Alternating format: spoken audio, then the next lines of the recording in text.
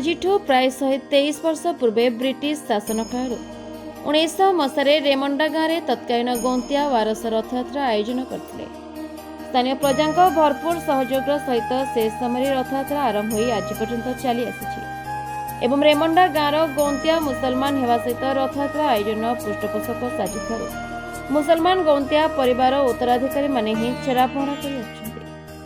ରେମଣ୍ଡା ଗାଁର ଗୌନ୍ତିଆ ମହମ୍ମଦ ଜମିଉଲ୍ଲା କହିଛନ୍ତି, ହିନ୍ଦୁ ମୁସଲିମ ଶିଖ ସାଇ ପରି ଧର୍ମକୁ ନେଇକି ଏଠାରେ ଭିନ୍ନତା ନାହିଁ।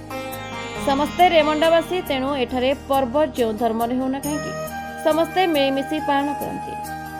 ଗୌନ୍ତିଆ ଜମିଉଲ୍ଲା ତାଙ୍କ ବାପାଙ୍କ ଦେହାନ୍ତ ପରେ 1983 ମସିହାରୁ ରେମଣ୍ଡା ଗ୍ରାମର ଛେରା ପହଁରା କରି ଆସୁଥିବେ ଚଳିତ ବର୍ଷ ଏହି ଦାୟିତ୍ୱ ତାଙ୍କ ପୁଅ ମହମ୍ମଦ ଅଖତରଙ୍କୁ ଦେଇଛନ୍ତି ଏବଂ ଅଖତର ଚଳିତ ବର୍ଷ ଛେରା ପହଁରା କରିଥିବା ବେଳେ ପରମ୍ପରା ଅନୁସାରେ ଏହାକୁ ଆଗେଇ ନେବେ ବୋଲି କହିଛନ୍ତି। ରେମଣ୍ଡାର ରଥଯାତ୍ରାରେ ମୁସଲମାନ ଗୌନ୍ତିଆ ଛେରା ପହଁରା କରୁଥିବାରୁ ଏହା ସ୍ଥାନୀୟ ଅଞ୍ଚଳରେ ଏକ ସ୍ୱତନ୍ତ୍ର ପରିଚୟ ପାଇଛି। ପୁରୀ ରଥଯାତ୍ରାର କିଛି ଦିନ ପରେ ପଞ୍ଚମୀ ଦିନ ଅନୁଷ୍ଠିତ ହୁଏ ରେମଣ୍ଡା ରଥଯାତ୍ରା। ମୃଦଙ୍ଗ, ଗିନି ବାଦ୍ୟ, ପାରମ୍ପରିକ ରଥଯାତ୍ରା ନାଚ ସହିତ ଜଗନ୍ନାଥଙ୍କ ଭଜନରେ ଗାଁ ପରିବେଶ ଭକ୍ତିମୟ ହୋଇ ଉଠେ। ଗାଁ ପରମ୍ପରା ମୁତାବକ ରଥଯାତ୍ରା ପାଇଁ ଖଜା, ମିଠେଇ, ପସରାକୁ ନେଇ ଭିନ୍ନ ଭିନ୍ନ ଦୋକାନର ଭିଡ଼ ମଧ୍ୟ ହୋଇଥାଏ।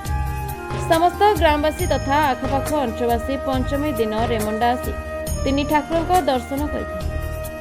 ରେମଣ୍ଡା ରଥଯାତ୍ରାକୁ ନେଇ ଗ୍ରାମବାସୀ ମାନେ କୁହନ୍ତି, ସେମାନେ ବାପା ଅଜା କାଳୁ ଗ୍ରାମରେ ସବୁ ପର୍ବପର୍ବାଣୀ ହିନ୍ଦୁ ମୁସଲିମ ମାନେ ଏକ ହୋଇ ପାଳନ କରି ଆସୁଛନ୍ତି।